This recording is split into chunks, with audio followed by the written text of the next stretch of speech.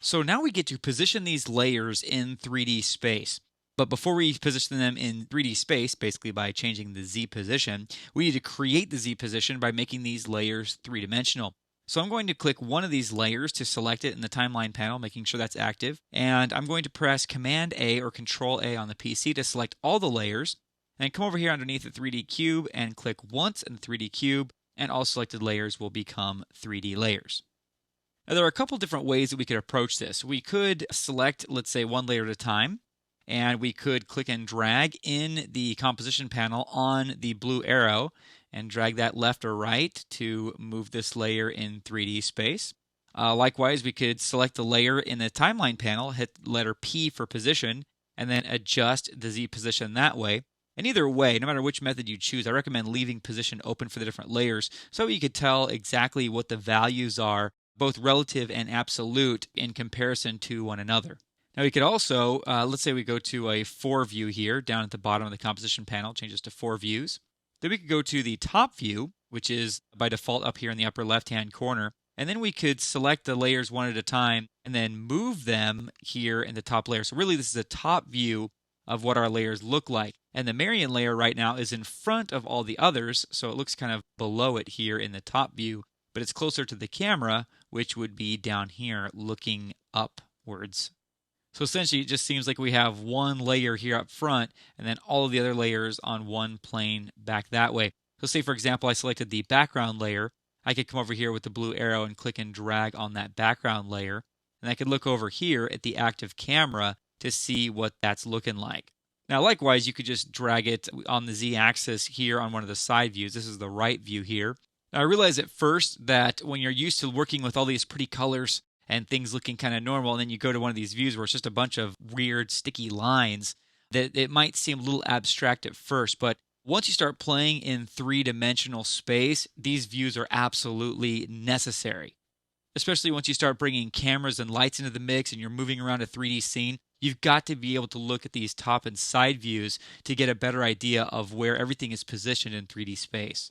For now, I'm just going to take the 4 views drop down back to 1 view, and I'm going to manually adjust these properties here. You'll notice that as we reduce or make the Z position negative, we're actually bringing things closer to the camera. So what we want to do is the things like Marion here and the pool table, we want to give those a negative value so they come closer to us.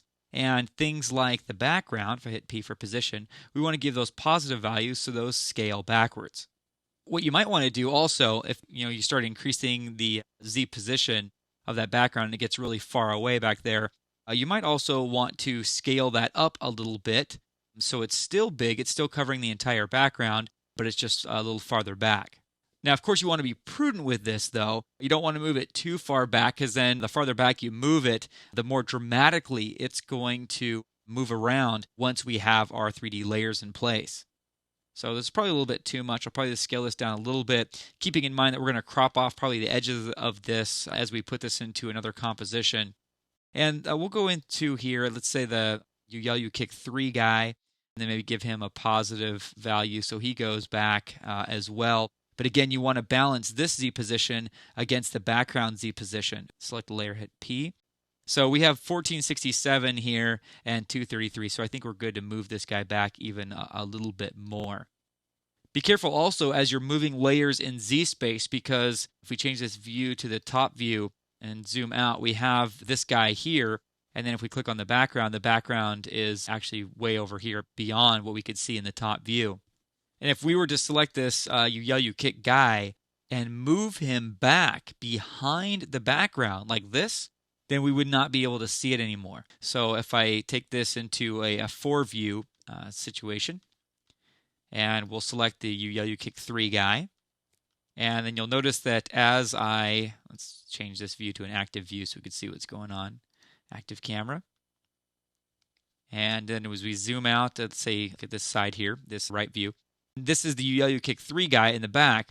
And you notice that as I'm looking in my active camera view to see what's going on, as I move this back farther, it's getting back to the background. But once I go past the background, then he's behind the background. So remember that once layers are 3D, they can cross through, or in other words, intersect other 3D layers.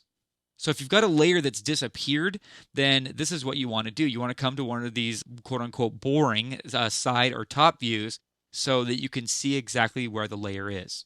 Now let's go and click on the pool table, for example, and hit the letter P and adjust the pool table to come forward a little bit. As we do that, you'll notice that a lot of these balls might disappear because they were in front and now the pool table's moved in front. So you'll probably want to adjust the 3D depth of those, although we're not going to do that right now. Now, we're going to off camera, so not like right now in this training, we're going to go and offset the Z positions of all these different layers. Once we've done that, what we can do is go to the layer menu, create a new camera. I'm just going to use the default settings and click OK. And with this camera selected, we can click on the Unified Camera tool, new in After Effects CS4, and we see how far away this guy is back in the back. But as we move this around, you can really see the depth of what we got going on here. The lights are really good at giving a sense of depth to this whole project. And this is obviously way too intense for what we want to create. But you get a sense of how cool this project is once you put it in 3D. Now, one thing that you might want to consider, there are a couple issues here. All of these guys have their hands on top of a pool table, except for the guy that's way back here. But they're also standing behind the pool table. That presents a real issue. If we really wanted to take the time to fix this problem, we'd have to go back to Photoshop, and then, this sounds really graphic, but we have to cut their arms off so that their arms and their bodies could exist in different 3D planes. In other words, so that their hand can be in front of the pool table and their body can be behind it. Now, we didn't take this project to that level of depth, so we'll have to be tricky about keeping these guys with the pool table so that they don't look like they're too far removed from it. So that way it still looks like their hands are in front and their bodies are behind it. Now, we could go in and animate this camera and maybe even like fly it into the scene as we zoomed in a little bit closer. Some great effects that way. But I'm going to show you another way to control 3D layers using something called a null object.